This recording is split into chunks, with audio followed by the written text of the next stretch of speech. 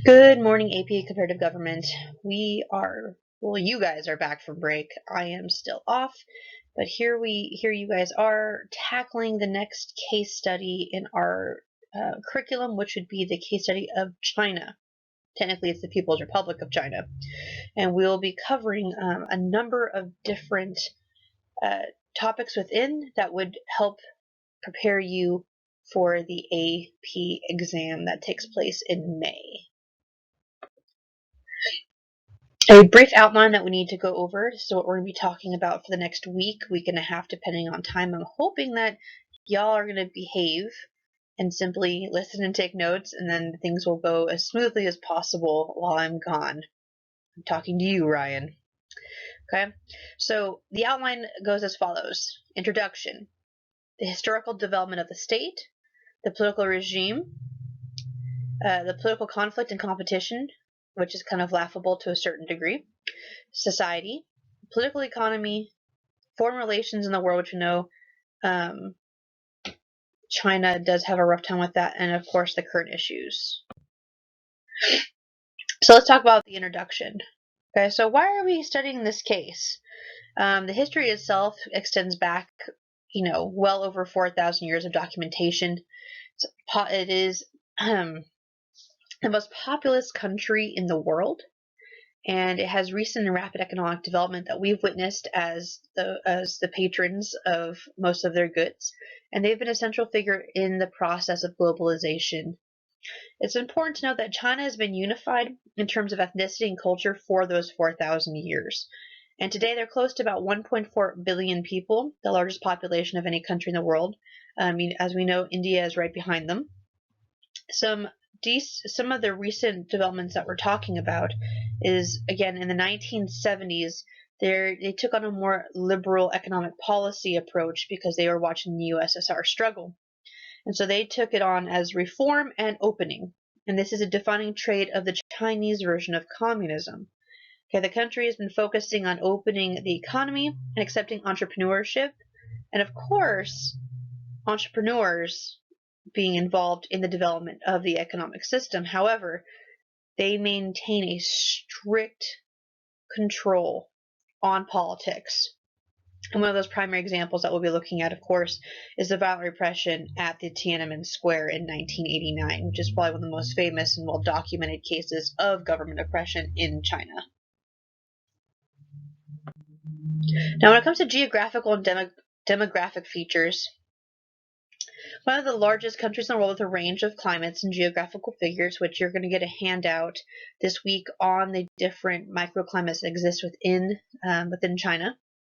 They have mountains, deserts, bitter winters, temperate climates, and of course most of the population lives south on the seaboard, meaning they live on the coast rather than inland. Now, with that, when we're talking about how large they are, the largest countries by total area, for a fun fact, would be Russia in first place, then Canada, United States, and then China. Okay. Now, China's northern region is uninhabitably cold, meaning y'all can't live there, okay? And usually the deserts in the northwest are also uninhabitable because they are almost borderline tundra, okay? In the southwest are the mountainous regions, of course, of the famous area of Tibet, and of course the beautiful mountains of the Himalayas. The Yangtze and Yellow rivers flow east to the Pacific, meaning they run from inland to the coast.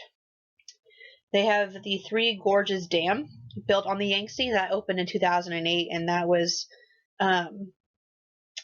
is one of the largest dams ever built, but it was also had the highest risk of disaster because it is the biggest built, and they were concerned about the quality of the dam at that time. And of course, despite population of 1.4 billion people, they are actually very homogeneous, meaning there's not a whole lot of variation in their different ethnicities. Not like in the United States, not like in parts of Europe where you have varying degrees. It is roughly 90% all considered Han. Okay, there's a geographical feature, there's your map, you have that in your textbook. Make sure you take a close look at it. You will be working on a map this week of China, and that will be passed out today to you guys, and that'll probably be due Friday. If you wish to color it, you can, but you're simply working on identifying the regions and the major cities, etc. Now, the one that's always most interesting to us, at least to me, I would say, is the historical development of the state and how China, over time, has become where they are and where, with all the different things that have been going on.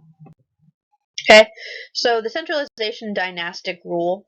So under the Qing dynasty from 221 to 206 BC, which is before the Common Era or before Christ, a single Chinese empire was born. So this was the beginning point. Okay. In 206 BCE to 220 CE, which is the Common Era, the sovereign power became centralized and expanded by the Han dynasty. Okay. The cultural flowering, rise of domestic international trade, foreign exploration and conquest, and technically with the trade aspect, you're looking at an early form of globalization using the Silk Road, which is pretty cool to think about as China is impacting Europe and the Middle East and vice versa, right? So you have globalization in its infancy stages here, just beginning with the Han dynasty. I would, I should not forget, and I should go back and talk about the Qin dynasty as far as the very first one, discussing the idea that they actually built the Great Wall of China in response to keeping out invaders. It was meant to be a protection, and it's important to remember that. That's what they're looking at. Okay. Now, back to the Han dynasty. They managed to centralize their power. Okay. And they promoted great cultural development, and at that time, China was far ahead of Europe in times of timekeeping, which is really cool. Okay. Astronomy and mathematics. Confucianism was a huge influence on the imperial leaders with the ideas of fixed hierarchies, meritocracy, obedience to authority, and the last of which, the meritocracy, okay, was instrumental in creating a bureaucracy and a professional civil service. And these members were actually given an exam to see if they qualified for the job, which is what most countries will use today in their systems of government. The United States does it. Okay, if you want to work in the city or the county of any particular region, you have to take an exam to see if you are qualified. It's no longer just your resume or who you know. You have to take an exam, and then based on your ranking, then you are put forth for an interview or the potential just to apply for the job. Okay. After the Han dynasty's collapse, China was divided into four centuries. Okay, it was divided for that much time. The Sui and Tang dynasties eventually unified China again and restored the bureaucratic institutions of the Han dynasty. And at that time, the bureaucracy became the glue that held the country together. So it's important when we talk about these types of things that we're remembering how important institutions are. That we are not just going based off solely on culture, because it's easy to divide a nation. It's much harder to keep it together. And having institutions or some sort of glue to keep it together is much more beneficial.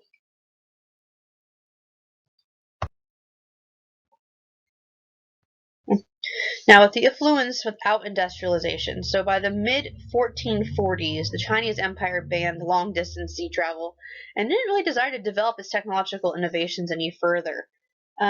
This was during the Ming Dynasty. Okay, China was the world leader in science and technology, but this was the same time that Europe is experiencing the Renaissance and the start of the Industrial Revolution. And China did not undergo those same changes, either ideologically or technology wise.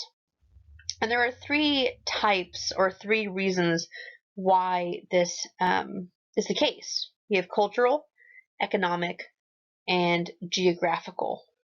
Okay. The cultural explanation lies in Confucianism, okay, which basically asserts that China is the center of the world and outside knowledge and information are inferior. So it's this kind of, we're better than you, we don't need your system. The economic explanation postulates that because working in the public service was very richly rewarded, the most talented people were directed into government and not into innovation, science, or research. And this also meant that the most of the economic power was in the hands of the state. So you have a trap forming, okay, the high-level equilibrium trap, which is on the slide. And then, of course, the geographical explanation is that European states were forced to develop because there's a lack of that innovation. If they did not innovate, it could lead to economic and military defeat. So, for example, European nations could not afford to abolish the study of navigation.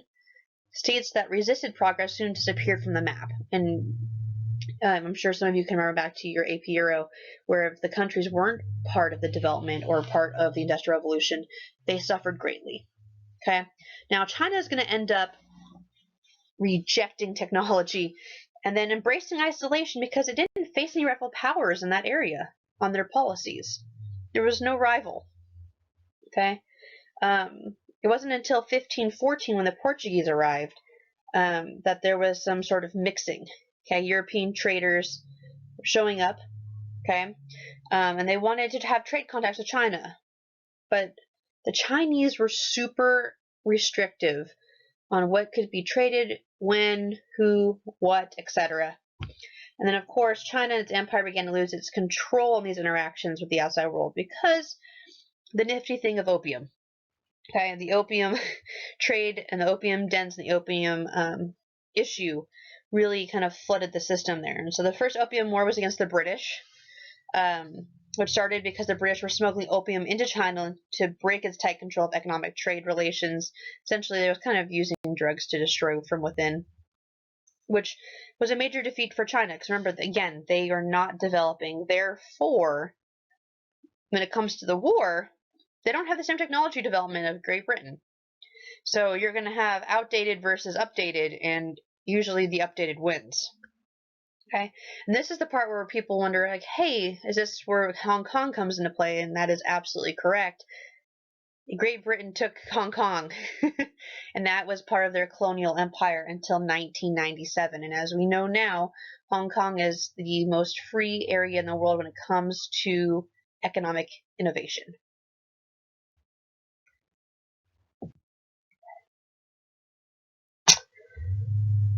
In following that time, we're going to speed forward quite a bit. Okay, they didn't do a whole lot of development, kind of status quo. We have the Civil War, 1911. There was a public revolt that overthrew the Qing dynasty, and China declared a republic. So the rebellion itself abolished, a dynastic rule altogether. So they're like, we're not doing this dynasty bit anymore. We see what else is going on outside of China. We're not doing this. And so it's declared a republic, which is pretty cool. And that republic did not last, though, because that was not in the cards. China fell into the hands of a bunch of warlords. And so during this period, two competing organizations rose up. You have the Chinese Communist Party, okay, and the Nationalist Party, or the Kuomintang. Okay, the Kuomintang was led by Sun Yat-sen and later Chiang Kai-shek. And they rejected foreign interference, called for modernization. They wanted to break with Confucianism, and they dominated the urban areas. They actually gained some help from a student organization in 1990, and it became the May 4th movement, which is pretty cool. But of course, the Kuomintang, which again led by Sun Yat-sen, okay, was involved in nationalist revolts. The Chinese Communist Party, on the other hand, was organized in 1921 by one of the leaders of the May 4th movement. So they kind of sprang into each other, which is very interesting.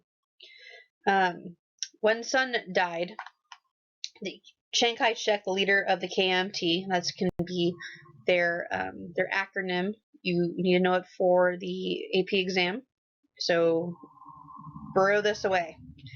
The leader of the KMT's military branch was Chiang Kai-shek, and it took over and took control of much of the country, and it basically pushed the Communist Party into the countryside. It took over and said, nope, you guys get out. And basically the KMT grew super dictatorial and corrupt, and they did their best to keep the communists out. But then, as the Communist Party was being repressed, Mao Zedong, was accumulating power within the party. And you believe that it was possible to build an army out of a peasantry, a concept that marked a departure from the Soviet model. So he saw potential in the little guy, the littlest and poorest of the guy. So the communists had to flee west from the KMT, leading to the so-called Long March of 1934 to 1935, and they traveled a total of 6,000 miles. And while the communists got support of the peasants, only 10% made it to their final destination. And after some time, we had the issue of Imperial Japan coming into play, and Imperial Japan launched a full-scale invasion, which forced the KMT and the CCP to actually form a united front. So these dictatorship and communists came together to kind of thwart Japan in their endeavors. And so by the end of World War II, the communists had control of the countryside. They marched on Beijing unopposed, and the KMT fled to Taiwan and declared itself the true Chinese government. That's where we have the Taiwan versus China issue. Is it a one China policy or is it two? Okay. And this was the Chinese government the United States was going to recognize at the time. They did not want to recognize the communists. Again, why? Why would we do that? Cold War. We don't want to recognize a communist government. We would much rather recognize the other, even if they are a dictatorship. Now, the People's Republic under Mao. 1956 to 1957, we have the 100 Flowers campaign. It was a policy encouraging public criticism, but it ended with a crackdown on critics. So Mao was experimenting during that time. He was like, okay, we'll allow the criticism, but then it just became too much. He removed the critics from their positions of authority. He just didn't work. Excuse me. And so he went on to basically rescind that campaign. In 1958 to 1960, we had the Great Leap Forward. It was a disastrous effort to modernize China through localized industrial and agricultural communes. They tried to decentralize, essentially was what was happening here. The communes were created and given autonomy, which they mainly used to create substandard products. So this decentralization didn't work, and the regime was authoritarian, but there was a movement towards devolution. And so you have this weird quandary of here's devoluting to local governments to control, but then we have this major government that wants to achieve these policy agendas. It's just not working. Okay. So unfortunately, this particular movement led to famine, tens of millions of death. Okay, usually communism doesn't work, and this is part of the evidence of. Mao ended up stepping down as head of state, but he remained the head of the Communist Party. So he just removed himself from the dignitary status. Okay. Now, during the 1960s, he ended up kind of revitalizing himself. He ended up creating a cult of a personality, meaning he was charismatic, people flocked to him, he was able to create charisma and things like that.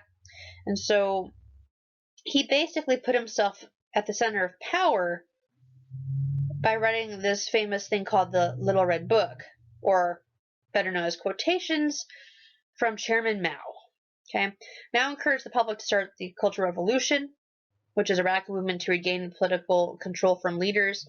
Institutions marked too much of the bourgeoisie, and so it conducted mayhem against authority figures, including the bourgeoisie and landowners. So we had this whole issue of us versus them again, the haves and the have-nots. There was chaos, and very close to civil war. But then by 1968, the army had restored order, and that became, his central power grab there was going ahead and taking control.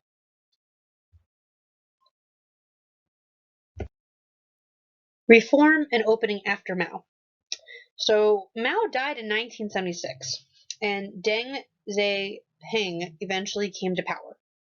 And Deng actually had lost his position twice during the Cultural Revolution due to various issues, as far as maybe advocating, again, for perhaps privatization, which he's going to tackle in a moment. But he had these issues of power removal. But after Mao died, he proved to be the best strategist and outmaneuvered even Mao's widow to get power, which is very interesting to think about. Okay, so Xiaoping pursued modernization at the expense of the communist ideology. He encouraged gradual privatization of agriculture, business, and he wanted to cultivate foreign relations with capitalist countries. And hopefully I don't have to do the quiz of why would he do that. But again, we're talking about just up to the northeast, okay, or the northwest, I should say, of China is Russia or the USSR, and they are on the brink of collapse. This is right leading up to the 1989 issues that were evolving or surrounding the USSR. And so with that, China's leaders are watching their communist counterpart up to the north struggle. And so Deng did not want that for China. And so he said, you know what? We can go ahead and start the policy of reform and reopening. He was less strict on the communist ideology and desired foreign relations. This really began in 1972 when Nixon opened the China opened the door policy of China. The only area that Deng did not reform was politics. He left that alone. The economy was allowed to change, but the political processes were not. And that basically, you had a kind of a free, you basically had a paradox where you had almost a free economy to a certain degree, but then you have this authoritarian regime dealing with the possibility of dissent. And we see a huge part of that in Tiananmen Square with the student protests, and of course hundreds of protesters being killed and run over by tanks. It was crazy. And thousands later were arrested and disappeared or went to camps to be reindoctrinated with the communist ideology. Later on, Deng would die, and the power would be transferred to Jiang Zemin in 1997, and then to Hu Jintao, and there was no change in that level of authoritarianism for the longest of time. The current leader is now Xi Jinping, and he began his tenure in 2012. And his signature policy package is called the Chinese Dream. And it calls for China to prosper by 2021. That's going to end up being the centennial year of the Chinese Communist Party. So not only is it he wants economic success, he also wants to celebrate the Communist Party of China. Here's a nice timeline for you guys. It's also in your textbook of the political development. I would be very familiar with this. Okay, be aware of when Mao dies. Just have a good general reference of timings, general gist of when things happen for the AP exam, because they will kind of give you these questions that can allude to time and things like that. Just be aware. And when it comes to the political regime, we got a lot to tackle. It may sound really simple, but it's also super, ridiculous. China is China, right? So, the political institutions. Okay, the CCP exercises control over state, society, economy through the nomenclature system. You have this beautiful chart in your textbook, okay? And so we're going to briefly go over some different things. But it's important to know and to remember that China has had a long history, about 2,000 years worth, of authoritarian and centralized regime control. There has been economic liberalization, but the organization structure remains a party state. That authoritarianism, paired with democratic centralism, means that the individual is always subservient to the party, and that everyone submits to the party's authority. Always. Leaders impose their decisions on those below them, and all abide by the decisions made by the center. And since China has the nomenclature system, that is easily achieved. Again, talking about centralization. They have organizational parallelism, where all government executive, legislative, and administrative agencies are matched or duplicated at every level of organization by a corresponding party organ. So they just have many small structures that all act the same way. They're all doing the same thing. Okay.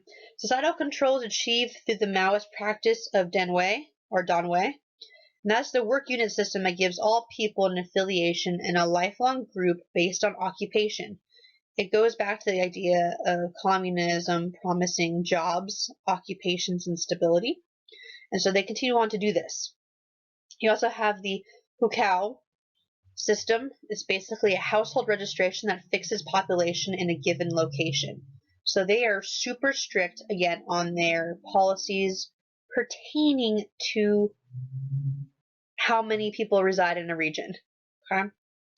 More recently, there's been a floating population, about 250 million people who have abandoned their designations and traveled to the cities to seek employment. So you have people coming from the rural to the suburban to the urban and vice versa. About 250 million people. Can you imagine having 250 million people be kind of floaters? Okay, that's it's almost the entire population of the United States. Okay, remember the United States is about 329 million. So you're going to have, imagine the United States just being a free floating population back and forth, which is crazy to think about. The constitution of of China, okay, literally dictates how the country is governed, but it gives all form of power to the state and the party. It's always about the party. But that means there's very little that means very little because the political power has not been properly institutionalized, meaning it hasn't been put into place. It's not really codified. And the leaders have relied on their informal power bases rather than their actual formal positions. So they're relying a lot more on tradition and custom than actually codified law. The rule of law in China has generally not prevailed because everything is subjected, again, to ideological party control rather than what is actually written down. So you're going to have this paradox or this weird interplay of here is tradition, here is the assumed way power is controlled. Again, you have the Communist Party controlling all this stuff, and the Constitution of the Republic of China has stuff written down, but it's vague. And the party kind of just makes things up as they go along. They basically do what they want and then make the law later. And we're going to see that through their different parts of this section. So I mentioned the parallelism. And so they basically have parallel, or these parallel organizations. So you have your first generation is Mao Zedong. He had the May 4th movement, and then of course the careers of the political elites were talking about Confucian intellectuals and peasants. So that's what he relied upon. Remember the instances that he was driven into the countryside by Chiang Kai-shek and the KMT. Second generation we have Deng Xiaoping, and they had the Long March, and then he again relied on the Reds, which is the connotation of the red color of communism. Okay, peasants and workers. So again, they're still relying on the lower classes. Usually these are uneducated. Okay, relying on that. Third generation, you have Jiang Zemin from 1992 to 2002. He had the Great Leap Forward. And so in comes the idea of experts coming into control of the political elite. Engineers and technocrats became very important to the Communist Party. In the fourth generation, you have Hintao from 2002 to 2012. He brought about the idea of the Cultural Revolution. He mimicked his predecessor, Zemin. And then finally, fifth, you have Xi Jinping, which is he's in power from 2012 to 2022. And of course, his formative experience, or what what really kind of makes up his thing, is the Tiananmen Square massacre. While it happened in the 90s, it impacted his rule, meaning it is still the formative experience associated with him. And I believe it's because he was making certain political decisions at that time. And of course, the political elite now in China deals with academics, social sciences, laws, and entrepreneurs. Again, he wants to see China be successful just in time for the centennial celebration of the Chinese Communist Party. Now, the political institutions itself, the Constitution of China, okay, it vests a lot of formal authority in both party and state executive and legislative offices. Not a whole lot of balance happening there. The personal nature of political rule has weakened the strength of the Western notion of rule of law in Chinese institutions, our idea of rule of law, meaning, we have our separation of powers written down expressly. They don't have the same the political rule. The nature is not the same, and so their Chinese institutions don't necessarily follow the rules the way that the United States or even Great Britain or anything else like that would follow. Solely based on there's a lack of accountability there. Who's going to, back it up? There's no checks and balances in play. Now, there's a collective agreement to avoid the return of the Maoist tyranny, as far as the repression, the amount of death, and things like that. Power is still in the leader and the oligarch. And we still have this issue of people disappearing. We have the reports from Sladen and Gigi about the issues of, cracking down on religious organizations, not allowing for practice of religion, and things like that. And so we're having some issues still. Zeping does not want to go back to Maoist tyranny, but at the same time, there's some issues there with having the leader and the oligarchy and the Communist Party in control of the whole thing. Now, the Communist Party institutions. We have the National Party Congress. That's the party's representative body and party nominating convention. It's basically like the nominating convention for a U.S. party. It has well over 2,000 delegates and meets too infrequently to actually conduct any really policy making. They meet every 5 years, and they use more for venues for just announcing policy and leadership changes than actually making the policy. Okay. The Central Committee, has only about 200 members who vote to elect the Politburo. The Politburo Standing Committee, or the PSC, and the General Secretary. Okay. However, they use voting ballots, on which everyone is unopposed because the party leaders determine who the leadership will be. So changes have occurred in the 1980s, but the actual Communist Party members are elected by secret ballot, and there are now more candidates than available seats, which I guess people are becoming more bold in wanting to run. The PSC meets every week and is led by the General Secretary, who is the same as the President of the country. There's a lot of overlap there. Okay. The Politburo is very similar to a cabinet. Each of its members has a Politburo that roughly corresponds to the areas of which it ministers, and the State Council are responsible. The CCP, which again is the Communist Party, has its own bureaucracy called the Secretariat. It implements the decisions of the Politburo and distributes propaganda, which we know China is very good at.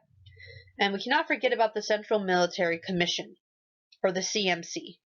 It has control of the armed forces. It reports to the Politburo, and the CMC chair is the paramount leader of the commission.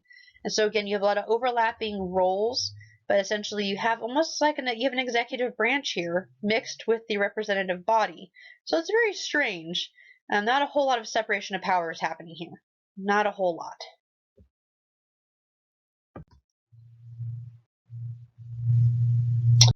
Now, the branches of government, let's get into the nitty-gritty of the executive branch.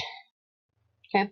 The president of the PRC, People's Republic of China, is the head of state, but the office is usually held by the paramount leader who picks his own successor.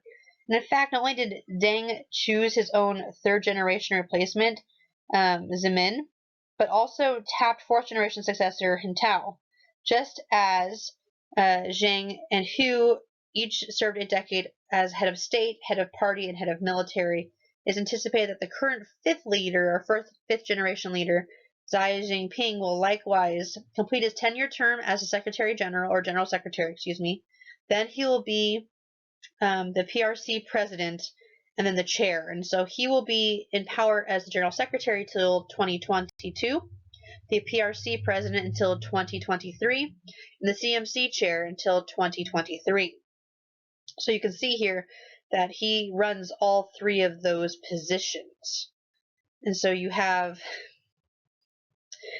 again, a lot of overlapping of power, a lot of power consolidation. The state council is supposedly runs the daily government activity and is led by the premier, who is supposed to be the head of government. However, the candidate for premier is a single candidate, is recommended by the central committee, and the recommendation is always a determining factor in who gets picked. So a lot of favoritism here. 5-year term, usually the second or third ranking member of the particular party, and they oversee 25 bureaucratic ministries and commissions. Again, you just have a lot of bureaucracy and a lot of the party just kind of picking and going, which we'll see over and over again. And it might become frustrating after a while, because you're like, well, then what's the point? Either you're like the top 3 leaders or the top 3 in the party, or it's not worth it at all. But again, you may want to be part of those bureaucratic ministries and commissions because you're guaranteed a job. Okay?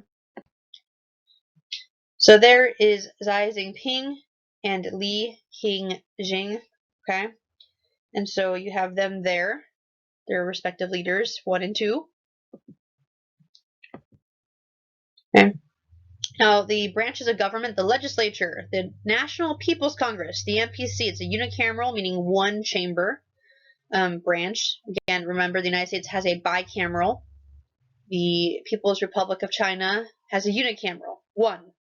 They have 3,000 delegates that indirectly elect every 5 years, or indirectly elected, every 5 years by the provincial people's congresses, basically like the small areas of China get together and vote, and they pick out delegates.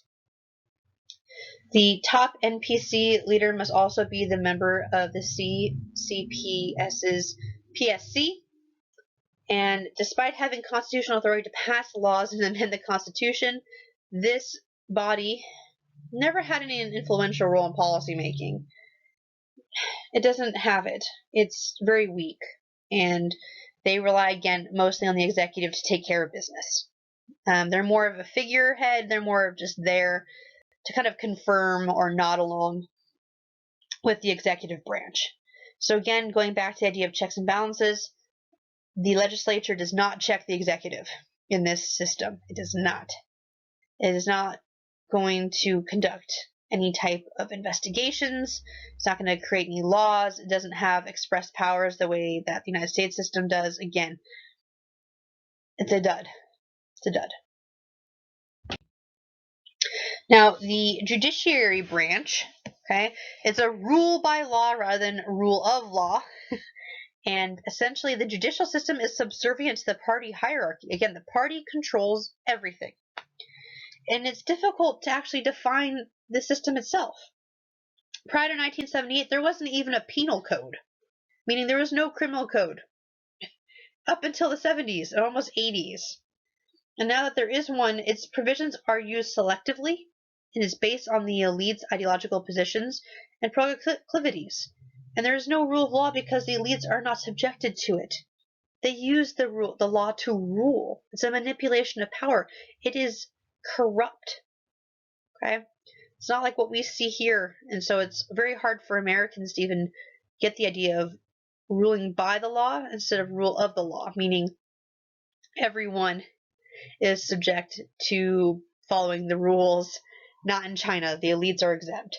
They use the rule of law to take over and to subject people to these things. Okay? And of course, along with this issue comes heavy criticism. Okay? Amnesty International is one of them, and similar groups. China keeps people in labor camps without access to legal counsel. And during some of the strike hard campaigns, meaning, they do these little active cleansing campaigns over time to strike fear and respect and all that jazz, people are executed by the hundreds, if not thousands. And again, we never hear about it on the news in the United States because we're not privy to it. Based on estimates, though, it seems that China executes as many people in a few months as the rest of the world does over a 3 to 4 year span. And though China's massive population contributes to this statistic, even in terms of per capita, only North Korea and Iran can compete in the sizable amounts of capital punishment. So, and they're all buddies too, which would stand to reason. No matter how many IGOs or NGOs are going to complain, We go back to state sovereignty. We go back to the idea that China is going to do what China is going to do. The only way you're going to stop China is if they have their own revolution or there's a war, and that's not going to happen anytime soon.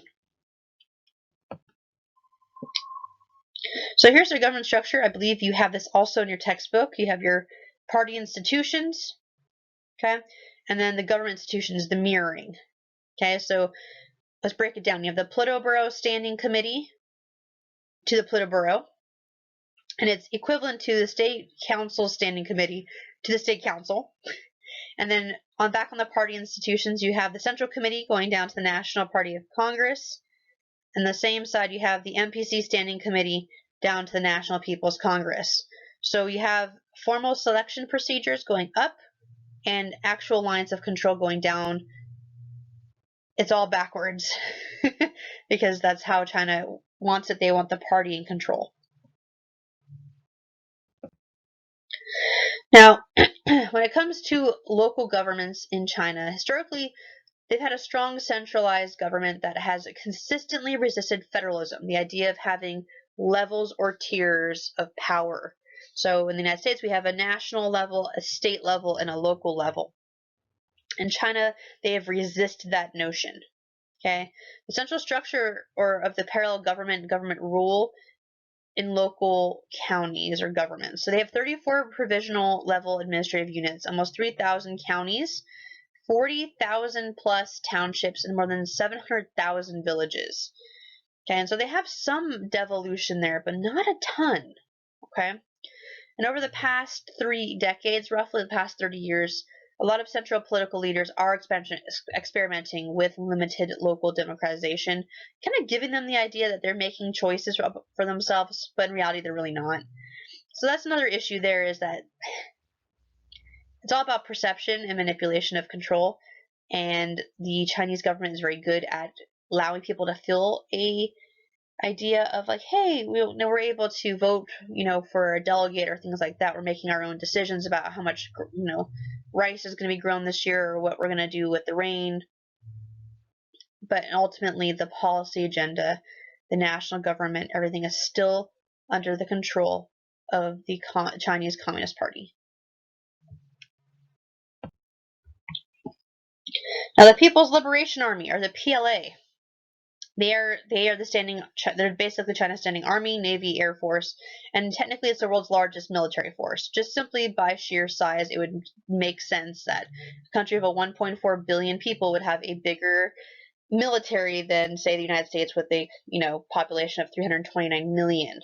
Okay, it has garnered prestige and heroic stature in battle, and of course it's added to the legitimacy once the PRC was established. It plays a key role in the 1950s economic reconstruction. Having the army on your side is huge in any type of regime. It halted the Red Guard in the Cultural Revolution. You can read about that in your textbook, and I encourage you to be reading your textbook. Most of the time, my lectures are not enough to just encapsulate everything. And of course, the army also curtailed the 1989 Tiananmen Square protests. It squashed it. You have that famous, or I would say infamous, picture or series of pictures of students being basically crumpled by tanks, which is not only disturbing but also just tells, pictures are worth 1,000 words in that instance, and that was showing the might of the Chinese military against student protesters. Now, during the reform period, party leaders have sought to narrow the military's economic and political roles, and basically they have forced the military to sell off industrial and commercial interests, reduce personnel, and upgrade professionalism. So they're trying to get on a different level of control there. They don't want to see a coup happening anytime in the future. And so when you don't have a military interested in industrial or commercial interests, and they're more on the professional level, you're going to have greater control. And that's what the Communist Party is, again, aiming to have, is having a liberation army that is very, very strong, but also very, very strict and detailed, and having a lack of economic interests, and therefore respond solely to the political whims of the executive in the country.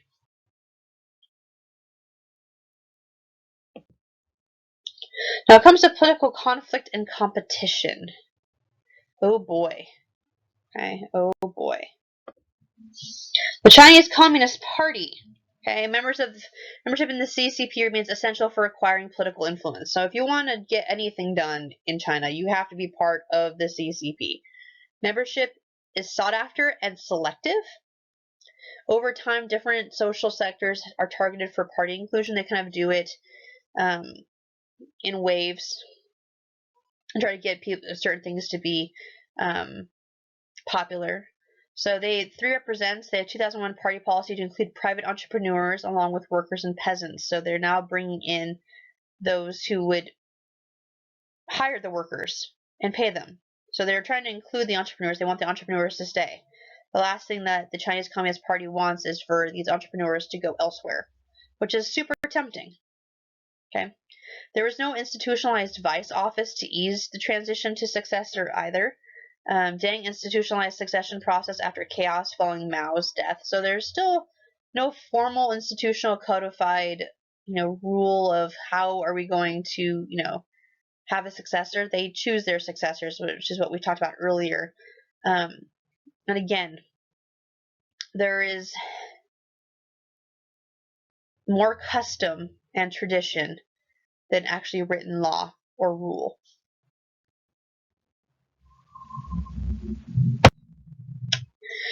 Now, when it comes to the civil society of China, okay, we have the Gongos, which are the government-operated non-governmental organizations formed by the CCP, and they are led by party elites and aim to spread propaganda as well as implement policy. Okay, the Falun Gong, okay, is a meditative martial arts movement that was started in 1992. Which is kind of a fun thing to think about. And at first, it was supported by the party state, but in late 1990s, its popularity led to the imposition of restrictions by the state. Thousands of practitioners were arrested, and many were tortured and likely killed for organ harvesting. So these gongos are strictly controlled, and if you become too popular or too mainstream, meaning there's too many people that are really liking your practice, you're going to be restricted. It's going to be stopped. Okay, the party state has authorized work of about 500,000 NGOs. They restricted to non-political areas with government oversight, and foreign NGOs must secure approval or have a local partner, like a local contact, to be there. And of course, we have the red capitalists, which are known as private entrepreneurs who belong to the Communist Party. So these are all different things that come into play for our civil society. If you're part of any type of movement, it cannot be a more popular movement than the Communist Party. It cannot have that. And that's why religion is so threatening to the Communist Party, which we'll get into later. Now, you also have the idea of strong government crackdown on demonstrations and protests.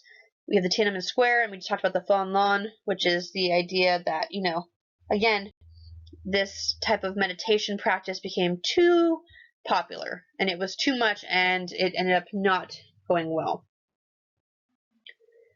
We also have a growing variety of increasingly motivated, articulate social groups, which is coming into play with the social media platforms. And the government is heavily censoring website content, but also has faced trouble in recent years curtailing Weibo and WeChat. Okay, with that idea of website content, they have called it the Golden Shield by the government, but it's more quickly known as the Great Firewall of China. The party state's huge project of social media control has been surprisingly successful to date, meaning they've been pretty good at keeping things away from their people. However, even as the party state has banned Twitter, Facebook, Instagram, has basically cowed Yahoo and Google and taken control of China's domestic private internet service providers, the Communist Party's net nannies have not been able to fully tame China's mobile phone-based microblogs. So they're still struggling with this idea of these underground networks of people kind of saying what they think. For several years, the popular microblogging service Weibo, literally means microblog, offered a relatively open venue for Chinese to express their opinions and share uncensored news and rumors. In 2012, the central government cracked down on the Weibo, but by no longer permitting anonymous postings, filtering and censoring sensitive content, fund the website with pro-government propaganda, and punishing those who violated strict new laws governing the site. But for all the party-state's capacity, silencing these proliferating message apps and social networking platforms would be hugely unpopular and perhaps at this point impossible.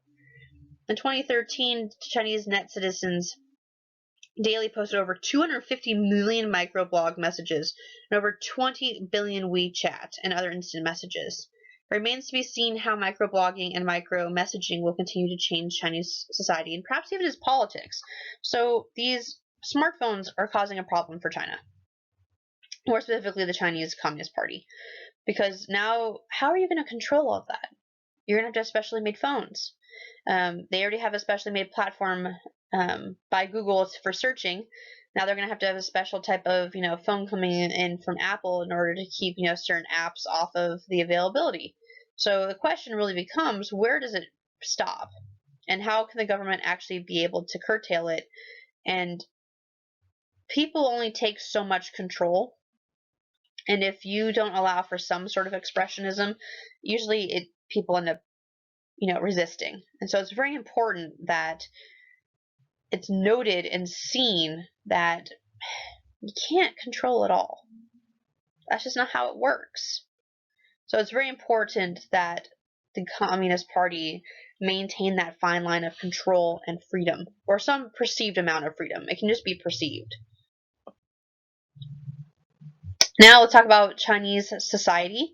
That's something that we're not used to, and it's going to be very interesting. At least I believe it to be.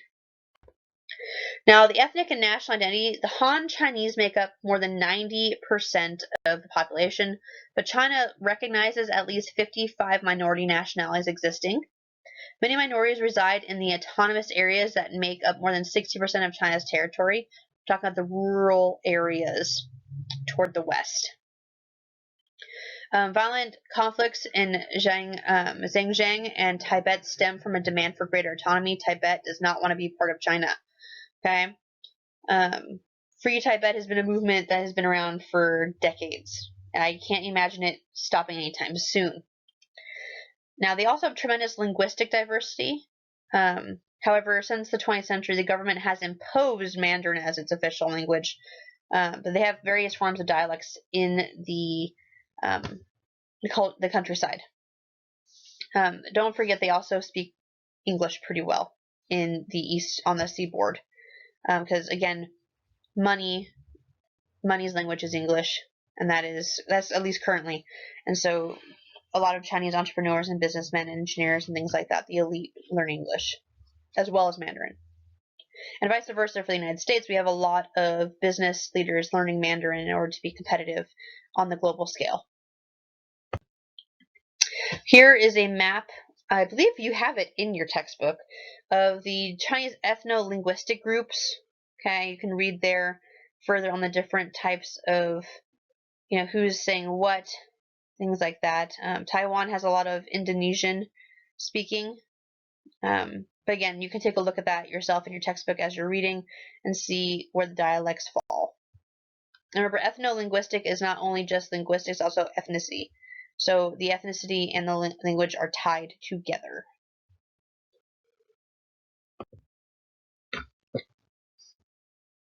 Now, when it comes to ideology and political culture, this seems repetitive, but it's important. I gotta drill this in. A long history of centrally imposed authoritarian politics. 2,000 years of authoritarian or centralized regimes. It is in their conscience. That's where they are. However, the importance of Mao and his little red book, his ideas that have been, in their conscience and part of their mandatory reading, have waned since Mao's death. Okay, but despite all of that, he's still a heavy influence. You'll still see his photos everywhere in China. Despite Mao's rejection of Confucian ideals, current leaders have embraced values as legitimate.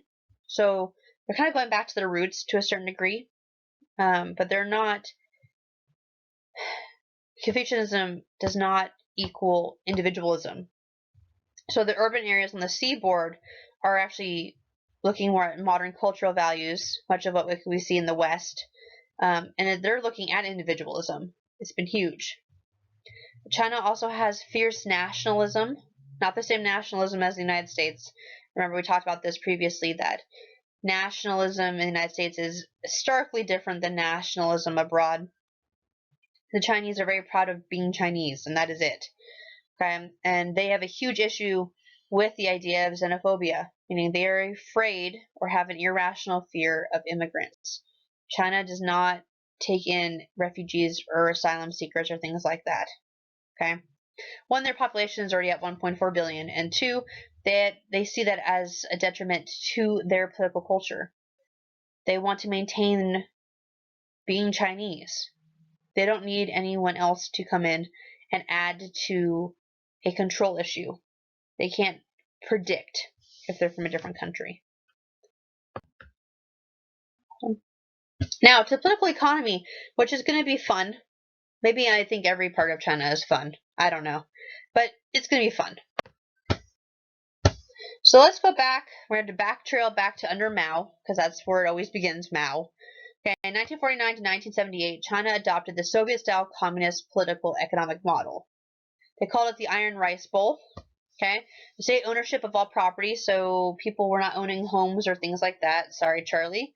Does not matter if you bought your land and in came Mao. You don't get to keep it. It is not yours. It is the government's. Okay. The development of heavy industry needed a massive bureaucracy, which is what China's party created. You had the issues of Reds versus experts policy, which favored party members over those who actually had economic training, leading to greatly Ford's colossal failure. And you also had a lot of people leave. They had a brain drain during this time where a lot of these experts went elsewhere, namely to the United States. Just saying. Okay, they had a cultural revolution that left China a poor, isolated country for a time. And of course, 2 years after Mao's death in 1976, we have Deng coming in as his successor, and basically he's like, okay, we can't keep doing what the Soviets are doing. We're gonna have to reform and open ourselves up, and then of course enter in Nixon and the United States into 1978 or 1972, and then some, and we went ahead and helped vitalize them. Without Nixon opening up the United States to China and vice versa, China would not be where it is today. So some scholars think that we can blame Nixon for this. Others say give him credit where credit is due. China has, for all those things that it has done, the globalization and the cheapening of goods has actually helped the United States move forward in their advancement of economics. Time and history will tell. Now, the economy after Mao, okay, you have the agricultural communes were disbanded.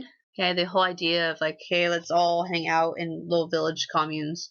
And they're going to be based with a household responsibility system.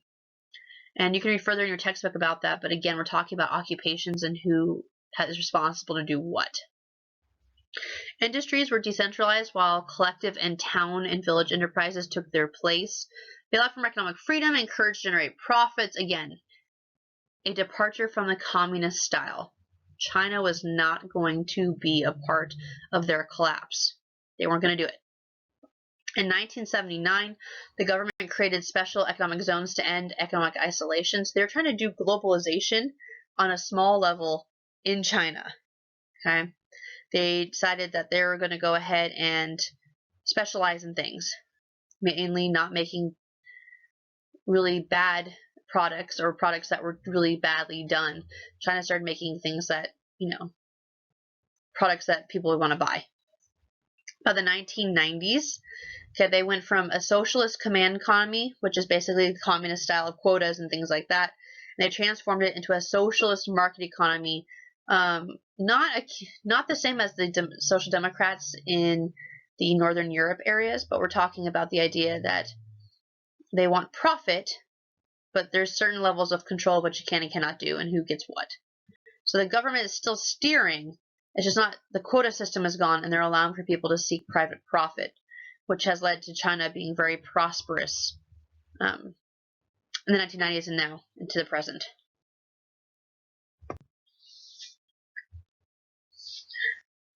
Now, since the 1990s, the party state reformers have sold off or closed down tens of thousands of insufficient state-owned enterprises. So they looked at what the government owned. what this government was running. Is that, you know what? Based on all the models that we've seen, it's clear that private companies do it better. And so they closed down a bunch of state-owned enterprises. There's something called the Beijing Consensus. It's China's neo-mercantilist development model.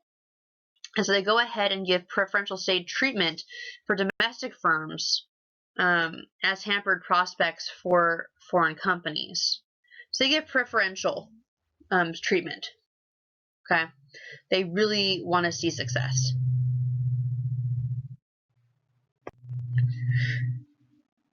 And with that comes that model brings challenges. Okay, so Iron Rice Bowl has given way to labor mobility. You talk about the 250 million people kind of moving back and forth for jobs.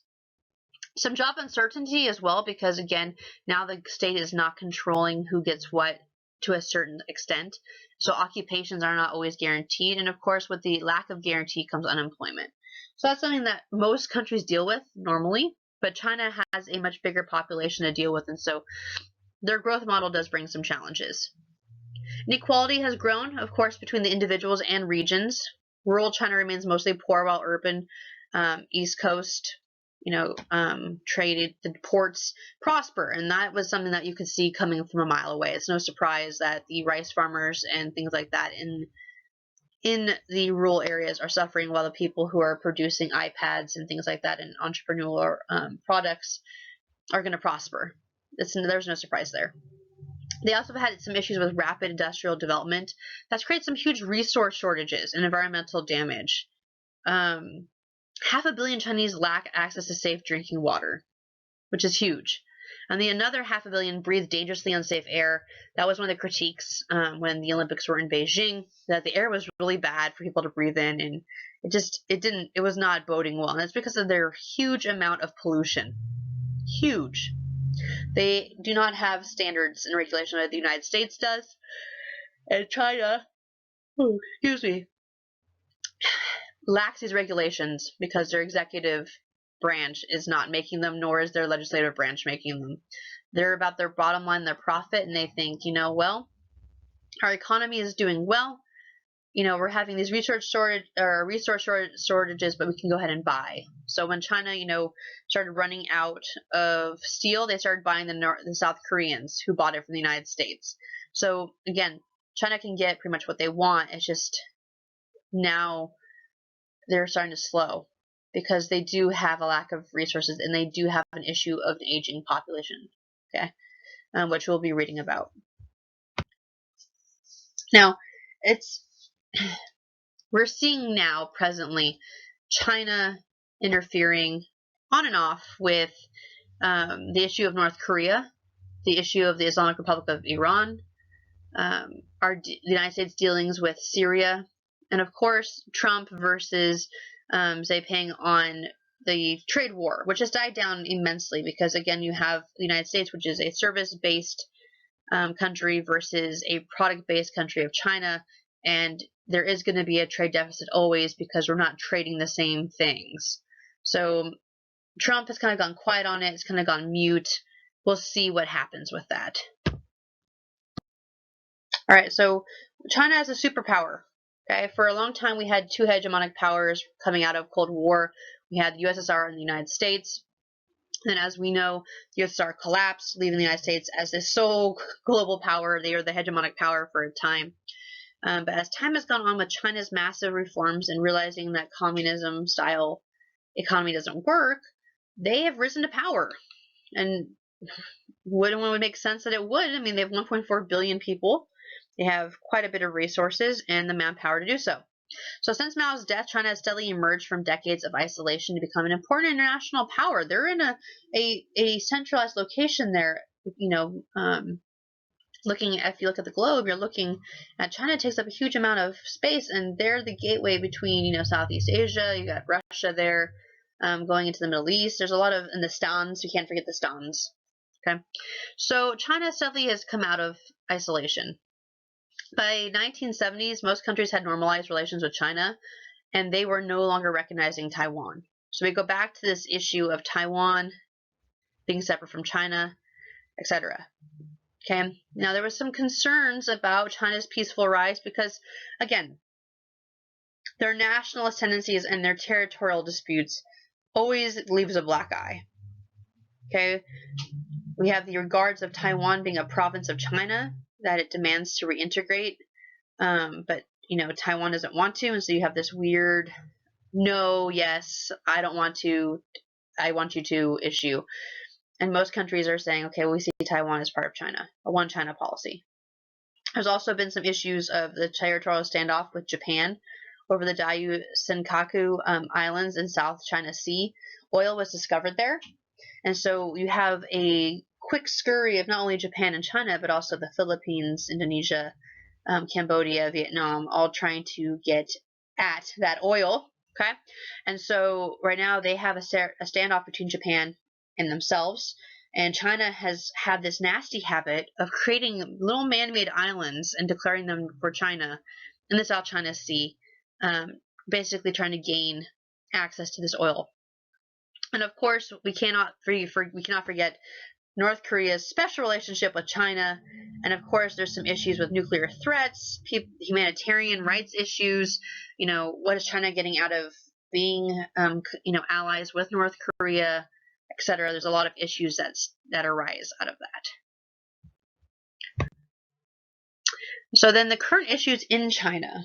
We have the outside, but let's look on the inside. Okay. So current issues in China. China has become the world's largest producer of greenhouse gases and the largest energy consumer. So you have 1.4 billion people. It's understandable they're going to consume a lot of energy, but at the same time, they are polluting a ton. Okay, air, soil, and water pollution have reached toxic levels in many areas. That's why you will see people wearing masks in China, a lot of sickness, things of that nature. Its pollution has led to acid rain in much of Asia, which is a new phenomenon. We saw that mostly in Latin America in the 80s and 90s, but now we see it in Asia. The party state has been encouraging efforts of environmental NGOs, targeting green energy as a leading economic growth sector. However, while they maintain as a priority, we don't see a whole lot of remedies for it. Okay. But then we also have the idea of corruption.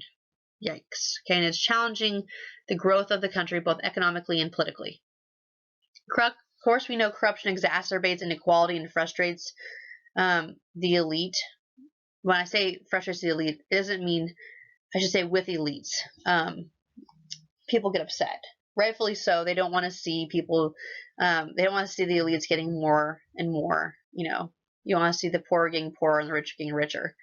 Xi Jinping has made sweeping anti-corruption campaign efforts, but there's rising concerns on how badly this is going to affect the economy because of the scratching of the backs and the promises, looking the other way, and the payoffs and things like that. Did corruption help fuel this, socialist market economy? And how much did it impact? And that's going to be another thing that we're going to wait and see what happens. But China is going to have to deal with the fact that maybe their corruption levels help them get where they are, and now people are saying we don't like your corruption. Well, what does that leave China with? Where are they going to find that fine line, that gray area? And we are officially done with the PowerPoint, but I want to get to a couple of other things that I'm not there to cover in person. But again, the economy and the pollution issue. Look at the air. It reminds us right now of what we're dealing with the fires happening. But that is here in China. Okay, China's economy has grown at an astonishing rate. It epitomized by the Shanghai skyline. That's Shanghai right there. Will that growth continue? And with what consequences? Will growth keep pace with the increased demands of an expanding middle class? And as growth outpaces capacity, how will China cope with increased pollution and pressure on natural resources? They have a lot of questions and not a lot of answers at this moment. So again, we're going back to party politics. Can their party state address these issues? Are we going to see an expansion of the eastern seaboard into their rural areas? They're going to have to start moving people inward. Can they do that? Is it sustainable? What can be done? These are all valuable questions. Okay, and then we have the students reading the red book. There's a nice photo. Okay, and there's Mao. Okay, this is a read aloud from the quotations of the chairman during this Cultural Revolution. I thought it'd be kind of fun to see. That's a copyright. That is a propaganda. We're all doing it photo, right? It's private. It's just kind of fun to look at and kind of to see what they were trying to propagate at that time in the 20th century. We talked about the types of leaders. This is a good repeat. If you didn't get the picture then, take it now. I'm going to pause for like 5 seconds for you guys to take this photo.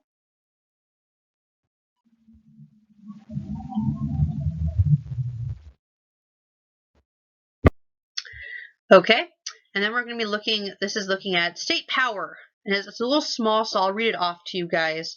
But essentially, the state controls too much of our daily lives. It's a percentage of survey respondents who agree. Okay, and this is from 2007, I believe. Yep. So it looks like for Brazil, 76% of Brazilians believe their state controls too much of their lives. In Germany, about 74%. India, 71%. Mexico, 68%. France, 65%. United States, 65%. United Kingdom, 64%. South Africa, 63%. Canada, 59%. Nigeria, 59%. China, 39% think that the government has too much control. Yikes. Russia, 36%. And of course, Japan, 34%. And there's no data available on Iran because Iran does not allow these polls to be conducted. So, as you can see, certain free countries that have democracy in place and a checks and balances in place think that their government has too much power, but then you have repressive regimes of China and Russia and the corruption in Nigeria, and their populations perceive less power. And that could be just due to propaganda or a lack of understanding, and I'd argue both.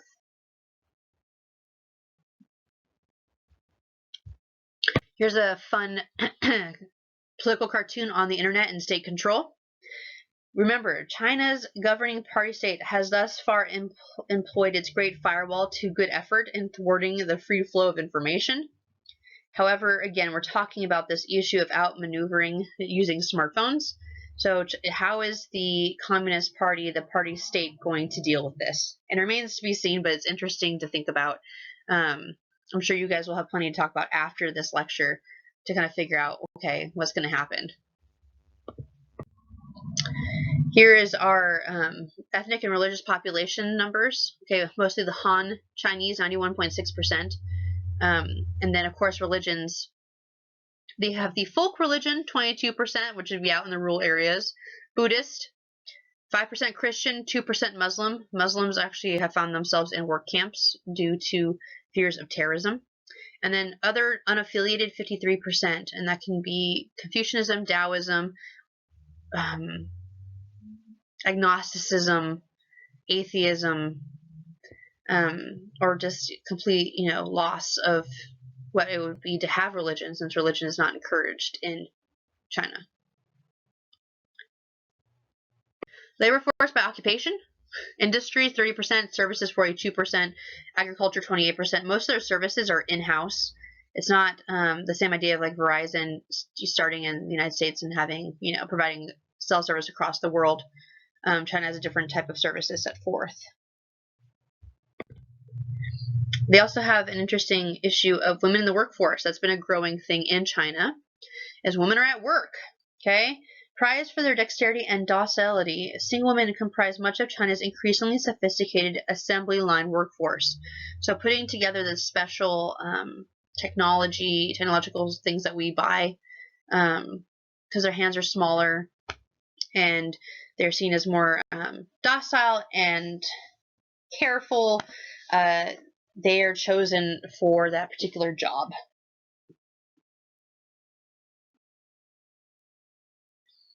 Another interesting issue that we have is the air apocalypse here. And again, this is just basically northern China has had issues of acute environmental problems because of the pollution. Imagine having air like that. I can't. Just looking at it makes my lungs hurt.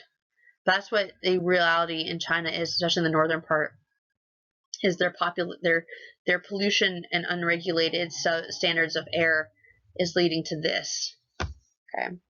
A lot of people with breathing problems and life expectancy levels going down in those areas because they cannot breathe.